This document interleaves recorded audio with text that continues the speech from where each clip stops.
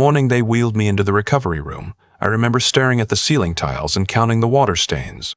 23. I counted them twice because I needed something to do with my mind that wasn't thinking about my leg, or the pins the surgeon had just drilled into my hip, or the fact that my wife hadn't shown up. Not during the surgery, not after. I'd been in that hospital for 6 days by then. 6 days in a place that smells like antiseptic and quiet desperation. And the person I'd spent 31 years of my life with had visited exactly once. Day 2. She stayed 40 minutes, told me the dog was fine, and left before the physical therapist came in for our first session. I told myself she was busy. She ran a small bookkeeping business from home and had clients depending on her. I told myself that. I needed to believe it. My name is Arthur. I'm 63 years old. I spent 34 years working as a structural engineer for a mid-size firm outside of Columbus, Ohio. I retired 2 years ago. I thought retirement was going to be the beginning of something. Travel, quiet mornings, finally fixing the deck in the backyard I'd been promising her since 2017. Instead, I was lying in a hospital bed in Grant Medical Center with a fractured hip, a hairline crack in my femur, and a staph infection that had delayed my discharge by 4 days. I'd fallen off a ladder in our garage, 63 years old, and I fell off a ladder cleaning the gutters because my wife asked me to do it before the rain came in. She didn't come to the hospital because she was busy. That's what I told myself. On day 7, she came in just after lunch. I heard her before I saw her, the click of her heels on the linoleum, the way she always walked like she was arriving somewhere important. My daughter Petra had been sitting with me most of that morning. Petra is 34. Lies 40 minutes away in Westerville, and had driven over every single day since I was admitted. She stood up when her mother walked in, and something passed between them, a look I didn't understand yet. And then Petra said she needed to get coffee and left the room in a way that felt deliberate. My wife sat down in the chair Petra had just vacated. She was wearing a blazer I didn't recognize. Dark green. New. She said, "You're looking better," I said. "The infection's clearing up." She nodded. She looked around the room, at the IV stand, at the whiteboard with my nurse's name on it, at the window, not at me. Then she reached into her bag and put a manila envelope on the tray table next to my water cup. She said, "I need you to look at this." I picked it up. I opened it. I read the first line and then I read it again because I thought I'd misread it. Petition for dissolution of marriage. I set the papers down. I looked at her. She was looking at her hands. I said, "What is this?" She said, "I think you know what it is." Sylvia. Arthur, please don't make this harder than it needs to be. 31 years. 31 years of shared tax returns, and Christmas mornings, and driving each other to doctor's appointments, and knowing how the other one takes their coffee. I take mine with 2 sugars, and a splash of half and half. She's taken hers black since 2009 when she read something about dairy inflammation. I still knew that. I would have known that in my sleep. I said, "I'm in a hospital bed." She said, "I know. I'm sorry for the timing." But the attorney said, "You have an attorney." She didn't answer that. I looked back at the papers. My hands were steadier than I expected. I don't know why I noticed that. There was a pen clipped to the inside of the envelope. A nice pen, a Pilot G2, the kind I'd always kept in the cup on my desk at work. I thought, she remembered that. She brought a pen she knew I'd be comfortable holding. I thought about asking her why. I thought about asking her if there was someone else, if this was about money, if she'd been unhappy for years and just gotten good at hiding it, or if I'd been too blind to see it. I had about 47 questions I wanted to ask, and I sat there in that bed with the IV in my left arm and the compression boots on my legs making their rhythmic hissing sound, and I asked exactly none of them. I looked at the signature line. I signed. She took the envelope back. She put it in her bag. She stood up, smoothed her blazer, the green one I didn't recognize, and she said, "I'll have someone come for my things when you're discharged. I hope your recovery goes well." And then she left. I listened to her heels click back down the linoleum. I listened until I couldn't hear them anymore. Petra came back in 11 minutes later. She had 2 coffees. She handed me one, sat down, looked at the empty tray table, and didn't say anything for a long moment. Then she said, "Dad." I said, "I know." She said, "She called me 2 weeks ago and told me. I didn't know how to tell you. I'm so sorry. I should have told you." I said it wouldn't have changed anything. I didn't cry. I'm not saying that to sound tough. I'm saying yes because I think I was so far past the thing I would have needed to cry about, that there wasn't any left. It was like arriving at a fire after the building's already ash. You don't cry at ash. What I did instead was ask Petra to hand me my phone. I called my attorney. His name is Clyde. He's been handling our family's legal work since the mid-90s, drafted our wills, handled my mother's estate. I'd had his cell number for 15 years. He answered on the third ring. I told him what happened. He was quiet for a moment, and then he asked me a question I wasn't expecting. He asked me if I still had access to our joint financial accounts. I said I hadn't checked. He said, "Check tonight. And Arthur, don't move any money. Don't touch anything, just look." I said okay. That night, after Petra left, and the ward quieted down and the night nurse had done her rounds, I logged into our joint checking account on my phone. Then our savings. Then the investment account we'd been building together since 1998, the one we called the Someday account, because it was supposed to fund the someday things. The trip to Portugal. The kitchen remodel. Helping the grandkids with college when that time came. The investment account had $340 in it. 14 months ago, it had held just over $200,000. I sat with that number for a long time. I looked at it the way you look at something that can't be right. I refreshed the page. I checked the account number against the statement I had saved in my email. Same account, 340 tels, 12 towels. I scrolled back through the transaction history. The withdrawals had started 11 months ago. Small at first, $2,000 here, $3,500 there. The kind of amounts that wouldn't trigger a conversation if she'd mentioned them casually, if she'd said she was moving money around or paying down something, but she hadn't mentioned them, and as the months went on, they got larger. $15,000 in March, $22,000 in June. A wire transfer in Sabir, $31,000 to an account I didn't recognize. I put the phone down on my chest and stared at the ceiling. 23 water stains. I called Clyde back the next morning before the breakfast cart came around. I told him what I'd found. He listened without interrupting, and when I finished he said, "Okay, this changes things considerably." He explained what I already suspected, but needed a lawyer to confirm. Ohio is an equitable distribution state.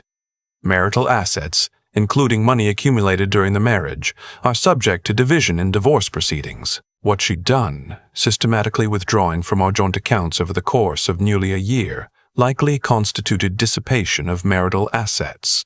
If we could document it, and we could because the bank records were right there, it would matter significantly in front of a judge. He also told me something else.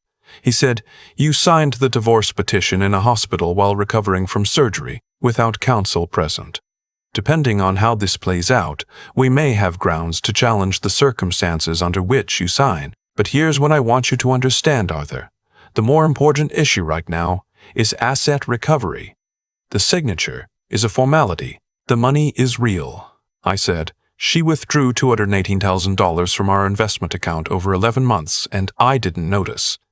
He said, "Did she handle the finances in your marriage?" I said she did. She'd always handled the finances. She was the bookkeeper. It made sense. I trusted her because she was the one who knew how. He said, "That's more common than you'd think." That afternoon, Petra came in and I told her everything. Not just the divorce papers, the money. All of it. She sat very still while I talked, the way she'd sit as a kid when something was serious, and when I finished, she said, "Dad, I need to tell you something too." She told me she'd seen her mother at a restaurant in Dublin, the suburb, not the country, about 8 months ago. Sylvia had been with a man Petra didn't recognize. They were sitting close. Petra had convinced herself it was a client. A business lunch. She'd worked very hard at convincing herself of that. She started to apologize again, and I told her to stop. She had nothing to apologize for. We had both been working very hard at convincing ourselves of things. I was discharged 9 days later. Petra picked me up. I used a walker. Not a cane. A walker. because the physical therapist was clear that my hip needed more support than I was inclined to give it, and I had learned my lesson about doing things the stubborn way. I'd fallen off a ladder cleaning gutters after all. I was trying to be done with stubborn. Petra had set up the guest room at her house for me. I hadn't asked her to. She'd just done it. She'd bought a shower chair and one of those grab bars that suction to the tile wall, and she'd moved the area rug out of the bathroom because she knew I'd catch my walker on it. My daughter had thought of things I hadn't. She is 34 years old, and she thought of things I hadn't. I slept in her guest room that first night, and I stared at the unfamiliar ceiling, and I thought, this is what 63 feels like when things come apart. The following weeks had a rhythm to them that I didn't expect. Physical therapy 3 days a week at a clinic in Westerville. Slow mornings with coffee on Petra's back porch. Clyde called every few days with updates. The financial investigation moved faster than I anticipated. Clyde had brought in a forensic accountant, a woman named Judith, who spoke in numbers the way some people speak in complete paragraphs, with precision and without wasted words. She traced every withdrawal. The wire transfers led to 2 accounts, one in Sylvia's name alone that she'd opened 14 months ago, 1 month before the first withdrawal, and one joint account she held with another person. A man named Scott Farber, 41 years old. He was a real estate developer based out of Powell, Ohio. He was also, as Judith discovered 3 days later, facing a civil lawsuit from a former business partner for breach of contract involving a failed condo development in Marysville, a development that had received an unusual infusion of capital around 10 months ago. $31,000 in September, $22,000 in June. I'm not a lawyer, and I'm not a forensic accountant, but I understood what I was looking at. Clyde filed for a temporary restraining order to freeze the remaining joint assets while the divorce proceedings continued. The judge granted it. Clyde also submitted a formal claim of dissipation of marital assets, supported by 3 months of bank records, wire transfer confirmations, and Judith's analysis. Sylvia's attorney sent a settlement offer in November. It was, Clyde told me with a measured tone that told me he found it insulting on my behalf, not serious. They were proposing that I accept the current value of the depleted accounts, which amounted to essentially nothing, and waive any further claims. I told Clyde to reject it. He said, "Good." The hearing was in February. I drove myself. My hip had healed enough that I'd graduated from the walker to a cane, and from the cane to nothing about 3 weeks before the date. I wore the charcoal suit I'd bought for my retirement party. It still fit.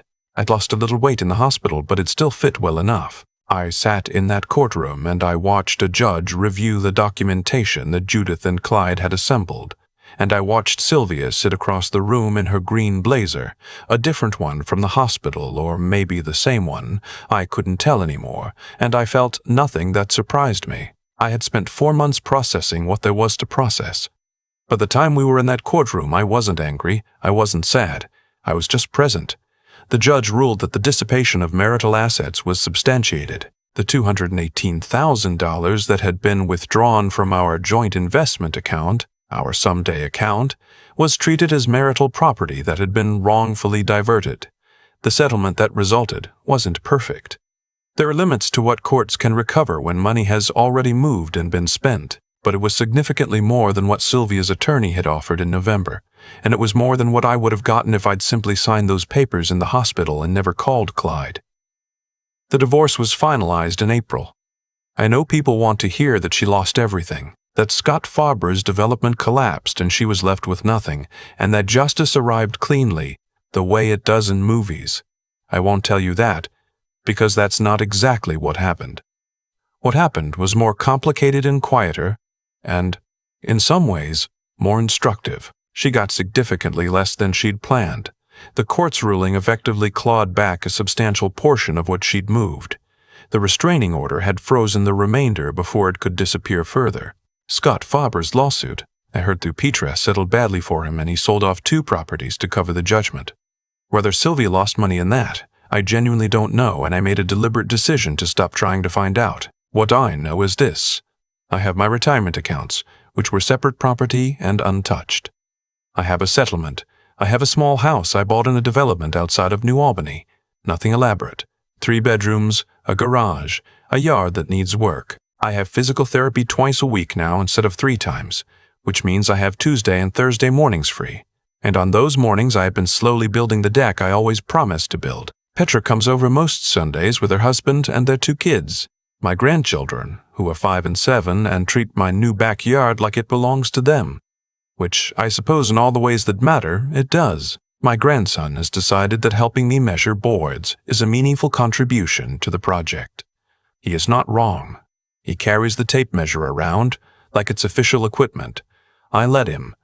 There is a thing people say about betrayal, that the worst part is the revelation of what was always true, that the person you thought you knew was always this other person, and you simply hadn't seen it. I've turned that over a lot in the past year. I'm not sure I believe it entirely. I think people change. I think some people change in directions you don't see coming and can't follow. I think 31 years of marriage can be real and then it can be done, and both of those things can be true at the same time without one canceling the other. I'm not going to pretend I wasn't gutted. I was. There were nights in Petra's guest room where I stared at that unfamiliar ceiling and felt the particular loneliness of a man who's been made a fool of slowly, over time, by someone who had his complete trust. That is a specific kind of loneliness. If you felt it, you know. But here's what I want to tell you. Because it's the thing I wish someone had told me in that hospital room when she laid those papers on my tray table. The signature she needed me to sign wasn't the end of anything. It was actually the moment everything started to unravel for her side of this. Because the moment she handed me those papers, she'd shown me what was true. And the moment I called Clyde, I stopped being someone things were happening to, and started being someone making things happen. She thought I'd signed in defeat. I'd actually just picked up the first card. I'm 63 years old. I fell off a ladder cleaning gutters. I spent 11 days in a hospital and came home to a guest bedroom in my daughter's house, and a future that looked nothing like the one I'd planned. I also have a deck that's about 60% done, a grandson who takes his tape measure duties very seriously, and a Tuesday morning that belongs entirely to me. That is not nothing. That is actually quite a lot. There's a version of that hospital afternoon I used to replay. Sylvia setting the envelope on my tray table, me picking up that pen, the compression boots hissing, where I wonder what would have happened if I'd said no. If I'd made a scene, if I'd been the kind of man who throws things back, I don't think it would have gone better for me. What saved me wasn't anger. It was the decision, made quietly and without drama, to pick up my phone and call someone who knew more than I did. That's a harder thing than it sounds. There's a particular pride in men my age. The idea that we should handle our own problems, that asking for help is admitting something we'd rather not admit. I almost didn't call Clyde that first night. I almost just lay there in the dark, staring at 23 water stains, telling myself I'd figure it out in the morning. But I called. And that call was the whole thing. I think about what Sylvia was counting on. She was counting on the version of me that trusted her completely. The version that had let her manage every account and statement for 30 years because she was the one who understood numbers. She was counting on that same man lying in a hospital bed, rattled and in pain, signing without reading, and for about 11 minutes, the time it took Petra to come back with coffee. That's exactly what she had. What she didn't count on was what happens when a man who has spent his whole life doing the right thing, quietly, finally has a reason to pay very close attention. I've thought about the money a lot. Not with bitterness, or not only with bitterness, but with a kind of forensic curiosity. $218,000 moved out of our someday account over 11 months, a little at a time, while I mowed the lawn and watched the evening news and thought we were building a future together. Every withdrawal was a choice she made. Every withdrawal was a choice she made.